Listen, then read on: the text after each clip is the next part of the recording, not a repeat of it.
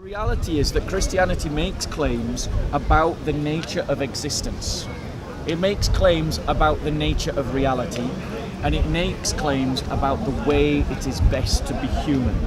And more inherently, classical liberalism fundamentally is flawed because it is against the idea of collectivism. It is based upon the idea of the individual, and you cannot muster any kind of resistance against a collective if you all want to stand apart. They want to use the church and the Christian faith for their own political agenda. We as Christians must oppose that. We must not allow our faith to be prostituted by liberals in their fight against Islamism. Some Sharia schools that say abortion before 40 days is wrong. And there are some schools that say abortion before 40 days is okay. These are two contradictory positions. They can't both be right. That's their understanding. But thought this was from God, not men.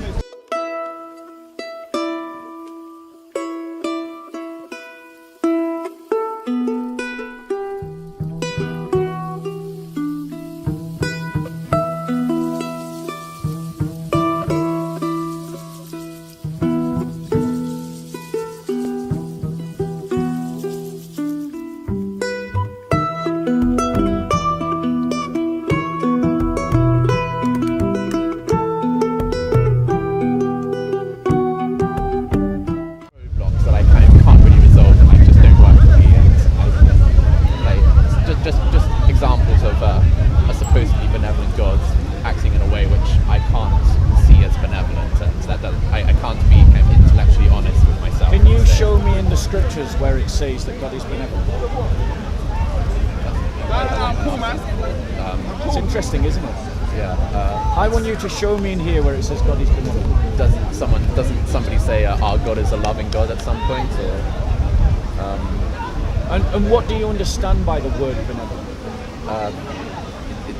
well, I can sort of give an example of something that's definitely not benevolent. So it would definitely not be benevolent to punish people for a crime they never committed, because, like, logically, someone, if they didn't commit that crime, they can't be guilty of it. Like, it's just like not fair. You can't really, and so like when I think it's in 2 Kings, there's a person who does something wrong, and then God kind of gives him leprosy and his entire, line and future children leprosy, where, the future children can't be responsible for that thing, so they can't be punished for it. I disagree with the idea that families are not units and that they do not bear one another's burdens or sins. Okay, but I disagree with that fundamentally. Okay, so you'd agree that an unborn child doesn't exist yet, and so can't have taken part in the offensive action. What I'm saying is that the sins that your parents commit, you do inherit them. But you didn't do the sin though. So hold on one second. Let me give you a real example. Would you agree with me that the British Empire, when it was around the world, plundered, our ancestors plundered the riches of the world? Yes. And the wealth of the nation that we now live in is as a direct result of that plundering. Yeah. Are we inheritors of those people's crimes? We aren't we don't bear moral responsibility for the crime, but we benefit from it, right? We currently benefit from right. it. Now let's reverse that and look at it the other way. Let us imagine that our forefathers, rather than plundering the rest of the world, gave everything that Britain had away. Do you agree on this thought experiment that we would be all poorer because of that action? We would be. Right. So the fact of the matter is, when the Bible is this example that you're giving, what it's talking about, and yes, it's describing it to God, it's talking about this passing on of a person's sin from generation to generation. It's teaching us that what one generation does, another generation inherits. Okay, and that's just a principle of life, whether you think it's just or not. No, but the example you gave of the British Empire, like, the reason why there's still kind of injustice, like the action passes on the injustice. Yeah. And so if it was like if like for example my father punched your father, and it didn't, and your father recovered, and it didn't sort of cause you to have a worse upbringing in any way, you wouldn't sort of feel hard done by, or you wouldn't have reason to feel hard done by towards me because I hadn't committed that action and it hasn't But worsened your life. what you're doing is you're interpreting morality through Western individualism. Western individualism is not the culture that the scriptures are speaking into, and it's not something that I believe in. Okay. I do not believe in Western individualism. I don't believe you're stood here as an individual. I believe that you're part of a family. Okay. I don't agree with that. I just think it's I know you illogical. don't. The philosophy of the West is that we're all individuals. So there's no such thing as collective responsibility unless you're in cabinet. But the point is that worldview is something I fundamentally disagree with. I think that human beings exist in relationships and exist because of relationships, and therefore their actions are shared. Okay. And the consequences of their actions are shared. Because I've heard you kind of defend the current Western secular legal system before, and that legal system takes as a very kind of core principle that sort of like you wouldn't punish a child for his father's crimes. So it's surprising me to hear this now that you so fundamentally disagree with it. I disagree with the idea of Western individualism. That doesn't mean that in comparison to Sharia law, I cannot see that Western legal systems are superior. Okay, yeah. And so when I'm defending Western legal systems, it is because they are superior to Sharia law. It doesn't mean that I agree with the basis of Western Enlightenment civilization. The idea of this individual that is a God only to himself and a God to himself is something I fundamentally disagree with. Okay. Do you think the church has been improved by the Enlightenment at all? In parts and in places. Okay. But okay. not at core. Okay. But there is definitely. But I would say the Enlightenment is a burgeoning of lots of Christian narratives. Yeah. And my point to you is that you identify as a cultural Christian, and I welcome that. But what I'm saying is take your heritage seriously. Take it seriously. Learn what it is that the Christian faith actually teaches.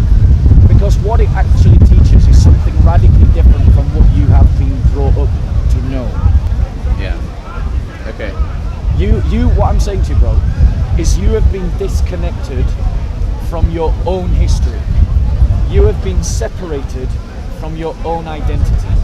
You've been separated from the history of your own people. I think you're making a few assumptions there. I don't disassociate myself from my history as an English person. So tell me, if you're identifying as a cultural Christian and you're saying that you know you're a Christian, I what does it mean to be a Christian?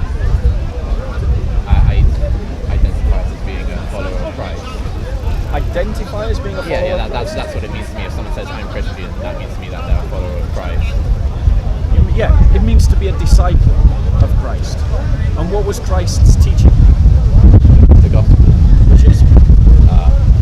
What's been recorded as his teachings by the disciples. Now that's a very general way of saying you don't actually know what the gospel is.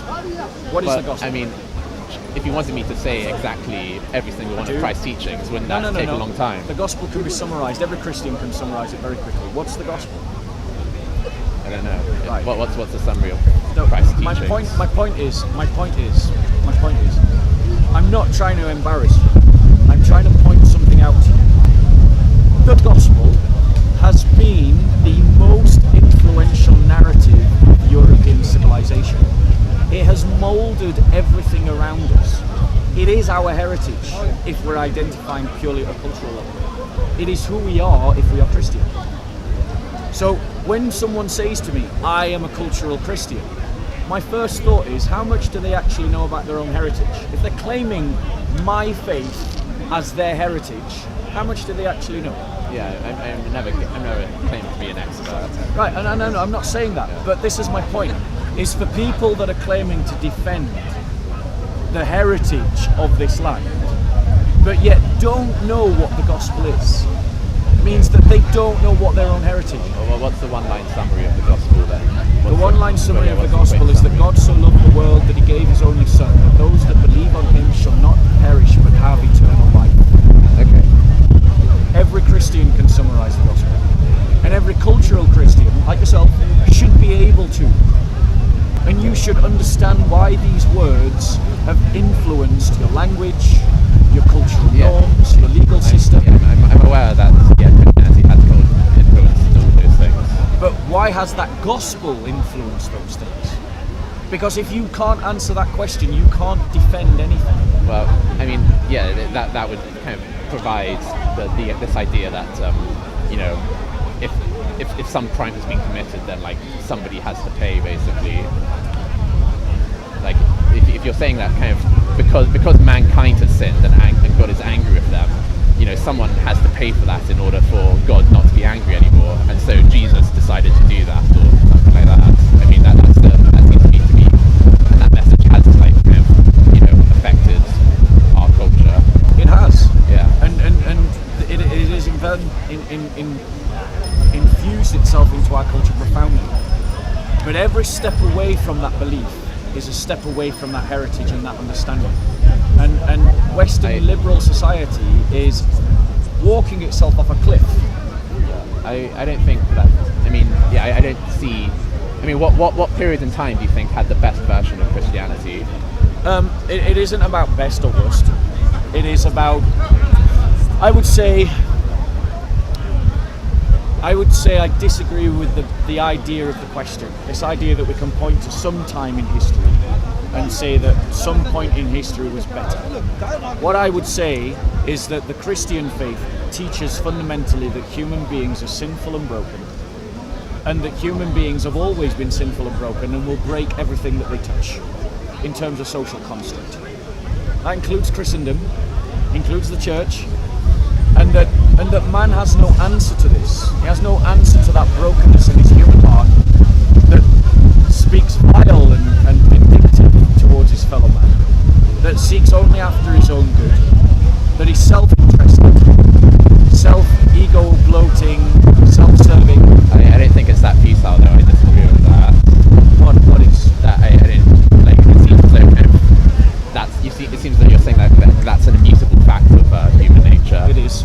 Well, I say it like kind of humans have a bunch of incentives that they're trying to maximize, and you can try and affect the environment such that they won't indulge in kind of behaviors that are kind of seen as destructive, and you can try and mold their culture so that they have like norms of behavior that are less destructive or violent, and that you can accomplish good work doing that. You be quite successful. You seem to me to be self-aware enough to acknowledge, which I believe to be true, that inside your own heart there are times when hate fills it.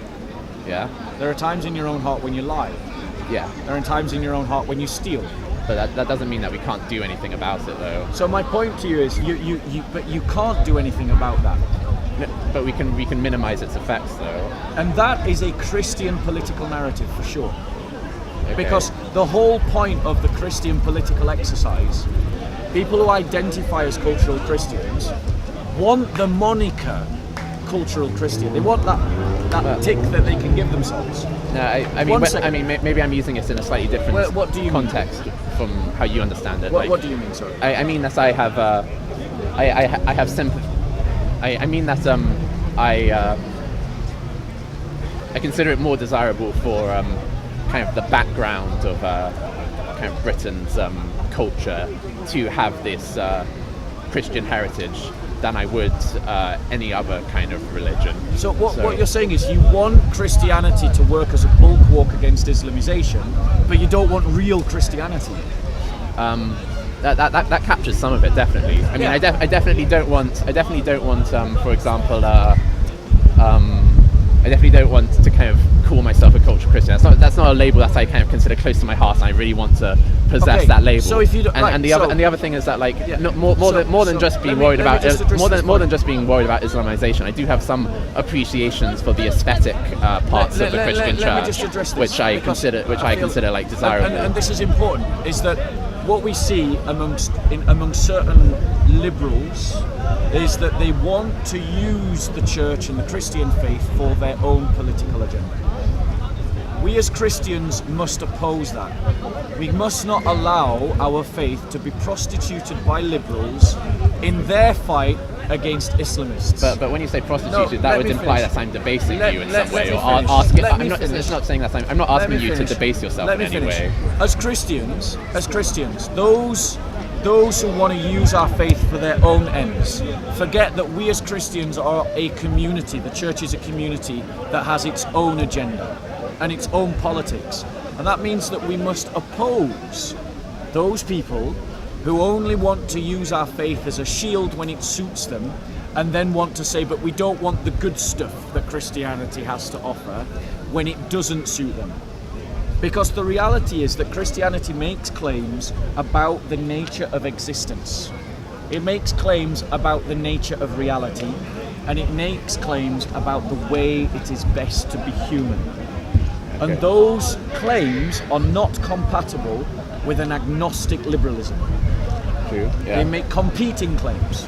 That doesn't mean we can't coexist in some way. I'm not asking you to debase yourself or sell your body. So I'm not sure how far that kind of piece of language actually reflects what has just happened here. Yeah. So the point that I'm making to you is that I would resist any attempt by any organised liberal, classical liberal movement to manipulate the church to serve its own political agenda. I would resist that. Okay. Same as I would resist the Salafists and the Islamists.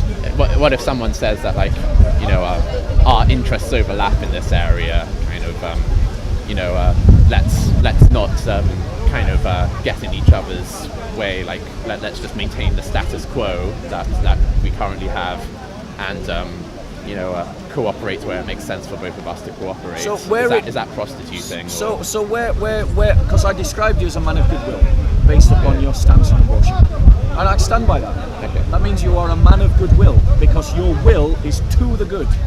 Okay. On that question. But the Christian faith leaves no space for other ontologies. It leaves no space for competing ideas. The Christian faith says that there's one Lord and that we should give ourselves wholly to Him. Which means that when someone comes with a competing narrative about how the world is or how best to be human, we have to challenge them if they disagree with our faith. Okay, but so you not might persecute though necessarily, right? It depends on the circumstances, but it would depend. That makes it harder for me, man. If you say, maybe we could persecute you. Let me give you an example. I do not believe we should have any tolerance at all for ISIS or ISIS supporters. Okay. Zero tolerance for ISIS or ISIS supporters. Zero. Okay? Yeah. So what am I saying? I'm saying the state should hound them into the sewers and then hound them into the sea. However, you're not an ISIS supporter. Yeah. So different people have to be treated differently. I would actually disagree with that on ISIS supporters, though. Right. Well, I prefer like America's freedom of speech, where someone could like hold a KKK kind of speech, someone could hold an ISIS speech, someone could hold a Black Panther speech. But let's face it, ISIS supporters are not just going to give speeches, are they?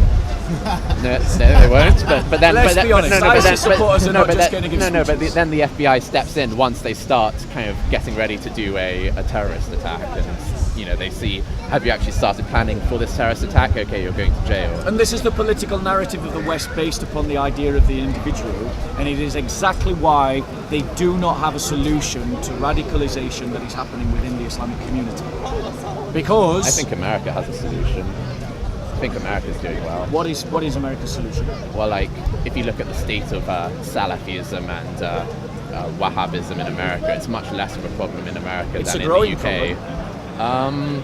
And I think if you look, the general the trends of like the Muslim population in America is that they're becoming kind of more and more homogenized and liberal. Like the acceptance of homosexuality amongst Muslims in America is higher than kind of Christians in America. So they're being, they're being. Would you say that there is if we trace it back 10, 20 years, would you say there has been a growing or a decreasing threat by ISIS to American soil? I think there's been a growing threat by ISIS, but by other metrics, kind of things are also going well. It's like if the pie's getting bigger and you're getting a smaller slice, if the percentage of the pie you're getting is smaller, but the pie's getting bigger, you might end up with more pie. But like overall, you know what I'm saying? I do get what you're saying. I do get what you're saying.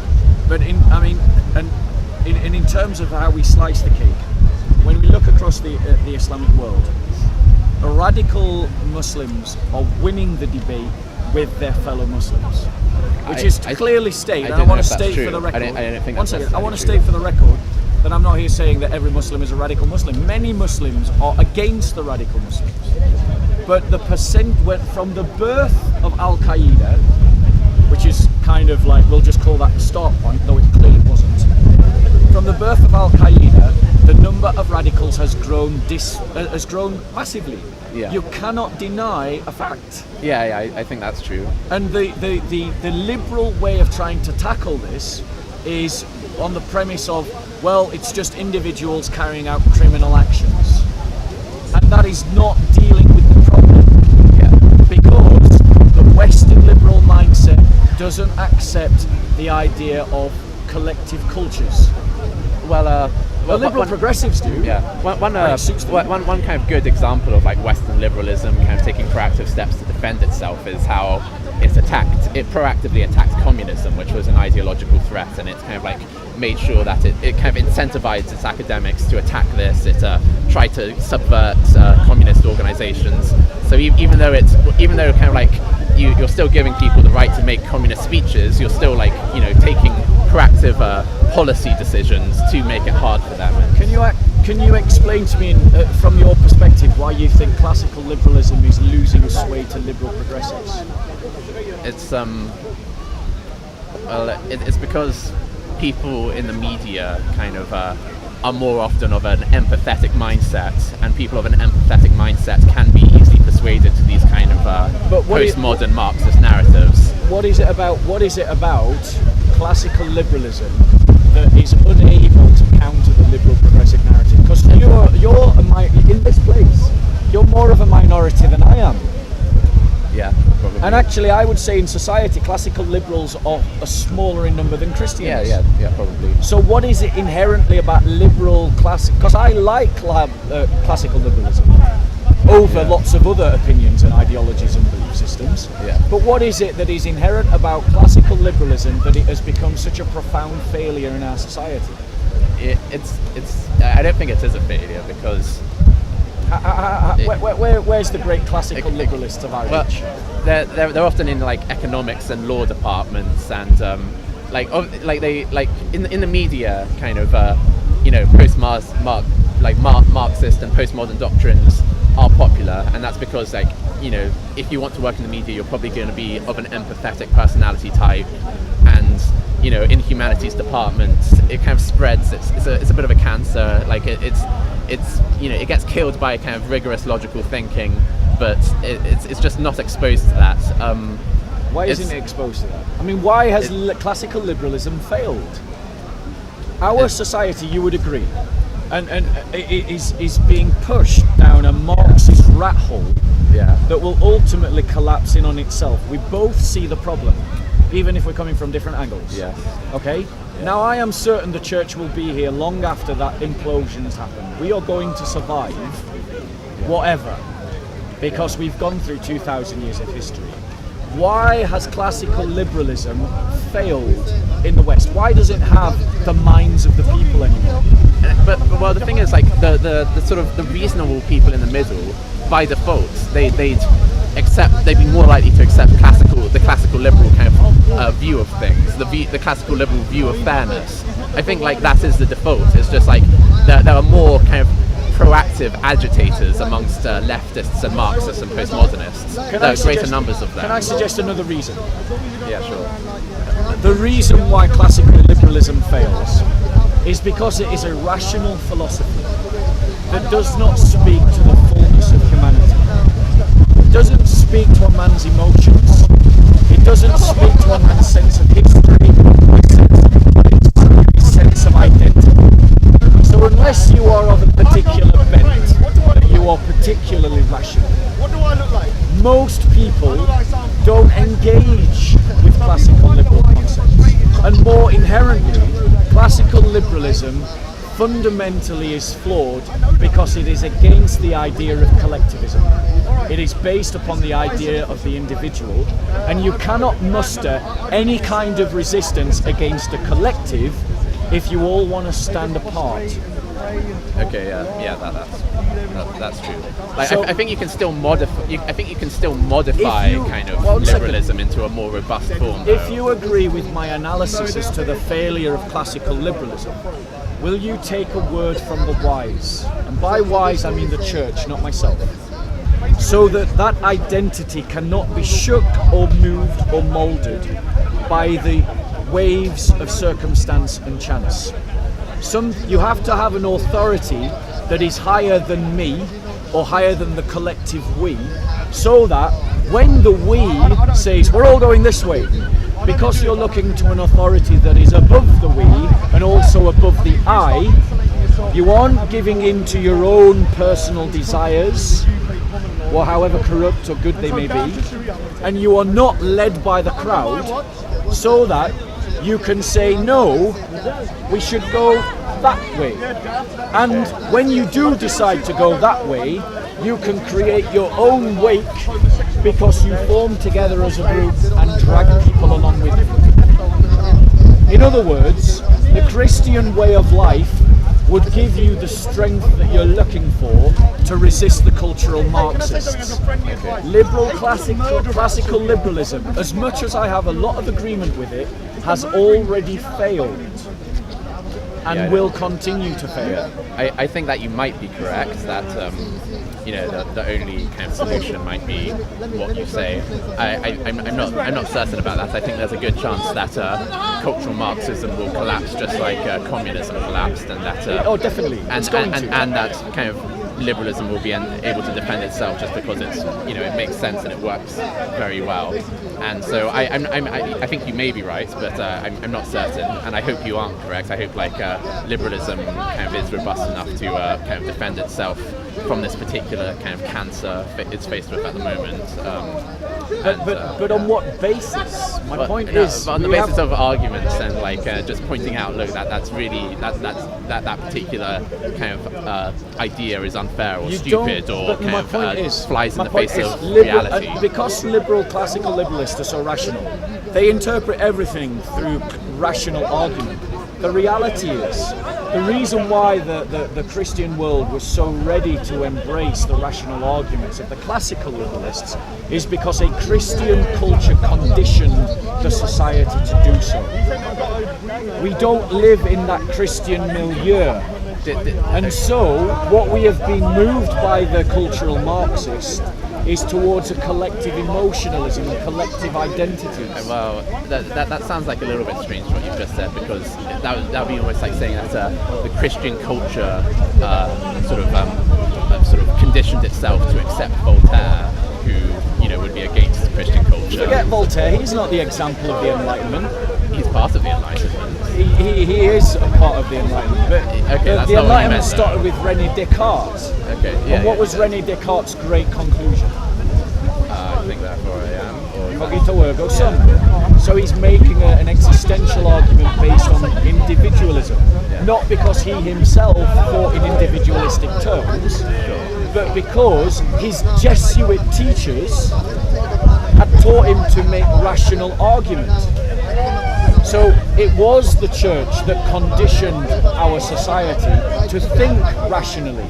It doesn't mean that every conclusion that you come to is a rational one.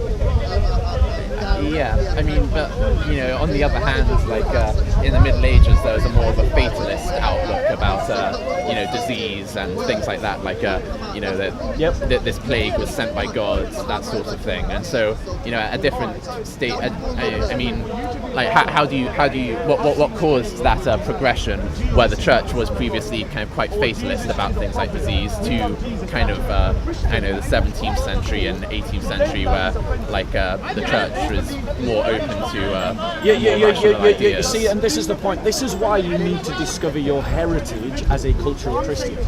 Is because if you did know your heritage as a cultural Christian, you wouldn't have created a false dichotomy. The idea that at some point in the past the church was against science and ignorant of the natural world, and then suddenly in the 1700s woke up to the idea of science.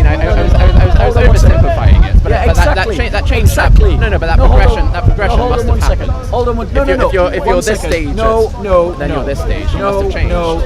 The fact of the matter is, the church was always sponsoring science. Always. Okay, not kind of cutting up cadavers though. No, it was all. But you're working from some false reading of history. That at some point the church woke up to the importance of science. No. Francis Bacon was a 13th century philosopher who did many scientific experiments. He was a priest. Yeah. Occam's razor, one of the fundamental principles, that was come up by a monk. Yeah, the fact of the matter is that there has never been a time in church history when the church has been against science en toto. Yeah, I don't believe that the church has been against science en toto. So, when you try to create this false dichotomy of the ignorance of the medieval period versus the enlightened period of the 1700s, what I'm suggesting to you is that people were as knowledgeable as the available knowledge permitted them to be in every age. Okay. And that means that there was never a time when the church was against increasing in knowledge. The very fact that science took root in Western Europe is not an accident. It is a direct consequence of the belief, the Christian belief, that God was a rational being and that through reason we could think God's thoughts after him. The natural philosophers saw their exercise in inquiring into the natural world as a mystical way to draw closer to God. That is what inspired them to do so. Galileo Galilei was one example, a Christian, opposed by the institutional church because of a personal rivalry he had with the Pope. Okay, but like we can admit that the what do you call it, the institutional church, at some point kind of did more. Even though I admit that if you ask the church at any point, do you want to further mankind's knowledge of the natural world, they'd say, yeah, of course, that's great. But even though they'd say that they'd answer yes in that respect, kind of, if they're still like against, for example, cutting open dead bodies to find out how they work, that still kind of represents a slight obstacle to scientists discovering how medicine works. And so like that was the case kind of earlier in the Middle Ages, and then at some point the church kind of ceased kind of putting that pressure on. So it just occurred to me kind of like I wonder why that happened, because of something you mentioned earlier. It seemed like you said that it's the church alone that kind of makes us so ready to accept rationalism. And I thought, oh well, given that the church kind of hindered scientific progress, or one particular part of scientific progress. Again, this false narrative. The idea that the church hindered scientific progress. No, but I mean, well, like medicine. Let's just let's be clear. Let's be clear. You could not build the medieval cathedrals that we are inheritors of, like York Abbey and Canterbury Cathedral and St Paul's and Westminster Abbey, without the application of science. Quite right. Yeah, true, exactly. Okay? Yeah. So the fact of the matter is that our constant striving towards God is what allowed the church to embrace more and more scientific knowledge. And it eventually reached a point that it became justified within the church's mind to allow experimentation on human bodies to discover cures. The reason being, probably, is because someone previously had managed to identify germs and bacteria that had lived in the human body. And when that particular scientific knowledge had been achieved, it meant that it became justifiable to experiment on human beings. So the point is, every scientific development depends upon the one that came before it. And people base their moral understanding on certain intrinsic values as they are measured within knowledge. So I have a principle of love and the sanctity of the human body. Yeah?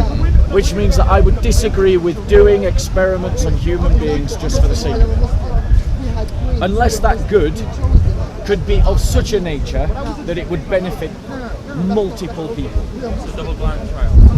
Sorry? Double blind trial. Double blind. You'll have to forgive me. I'm not a medical scientist. So if you're talking about double blind medical.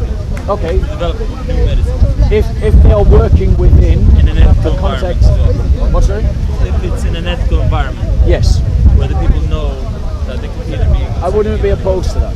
Alright. I wouldn't be opposed to that. Because the thing about the Christian faith, in terms of our praxis, we don't have a system of laws to follow. We have an ethic, a principle, which is about love. Yeah. Now, what love means changes depending on the circumstances and the context.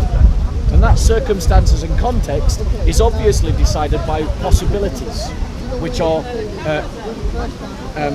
instrumented through technology. So the more possibilities and instruments there are, the more possibilities you have, which means that how love is displayed, characterized, and lived out changes. But that doesn't mean, but that also means that some things become possible that I can't have agreement with, such as abortion. It's possible.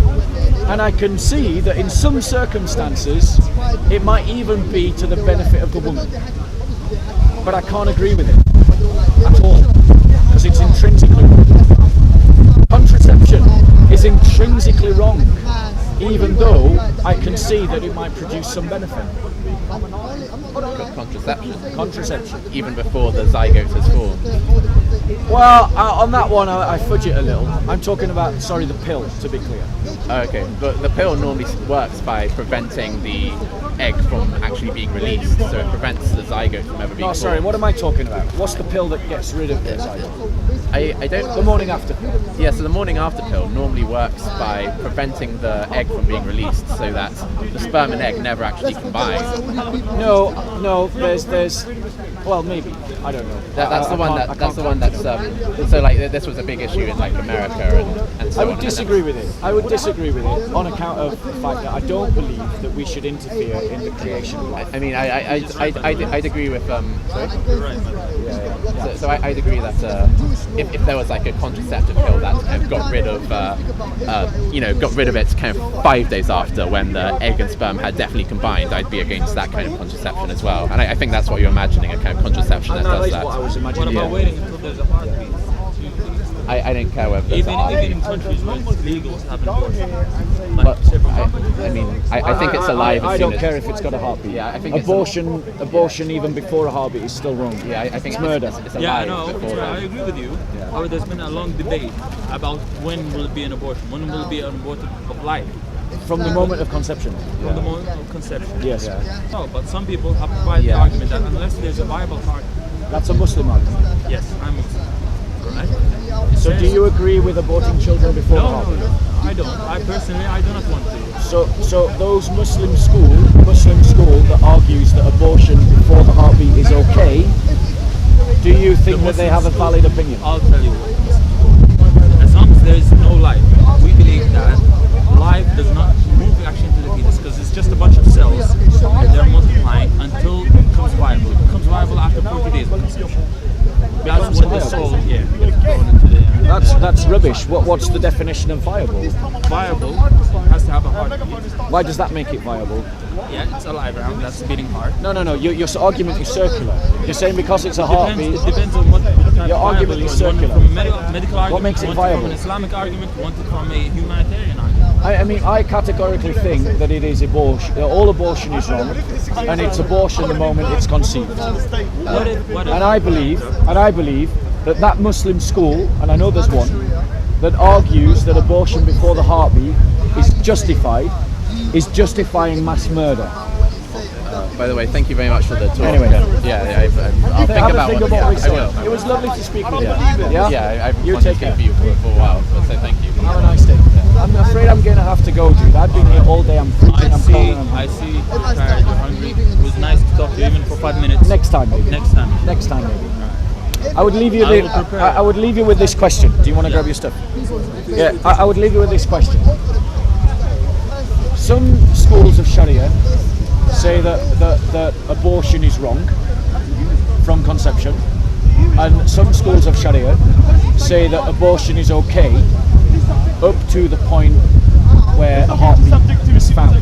Up to 40 days, not what a heartbeat. Okay. Medically, Up to 40 days. Up to 40 days.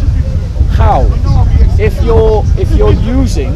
the Quran, if Sharia is a system of law given by God, how can you have two contradictory conclusions? Okay, where are they? What are they? I've just given them. You said that because There are some Sharia schools that say abortion before 40 days is wrong. And there are some schools that say abortion before 40 days is okay. These are two contradictory positions. They can't both be right. These are people, that's their understanding. But I thought this was from God, not men. Yeah, but, God, if it was a science book, which lists one by one, we wouldn't finish. The Quran wouldn't be 600 and 4 pages. It would be a million pages. I think that leaves you with something to think about. What about Christianity? I'm sure some Christians agree that it's okay to abort. Those Christians wouldn't be basing their argument on anything Christian. Okay, thank you. Nice to meet you. I'll see you next week. We'll take it up.